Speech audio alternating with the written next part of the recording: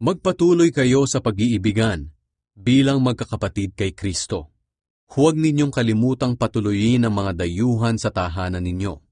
May mga taong gumawa niyan noon, at hindi nila alam na mga anghel na pala ang mga bisita nila.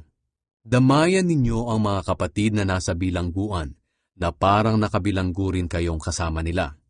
At damayan din ninyo ang mga kapatid na pinagmamalupitan, na para bang dumaranas din kayo ng ganoon. Dapat ninyong pahalagahan ang pag-aasawa, at dapat ninyong iwasan ang pangangalunya, sapagkat hahatulan ng Diyos ang mga nangangalunya at ang mga immoral. Iwasan niyo ang pagiging sakim sa salapi. Maging kontento kayo sa anumang nasa inyo, sapagkat sinabi ng Diyos, hinding-hindi ko kayo iiwan o pababayaan man. Kaya buong pagtitiwalang masasabi natin, ang Panginoon ang tumutulong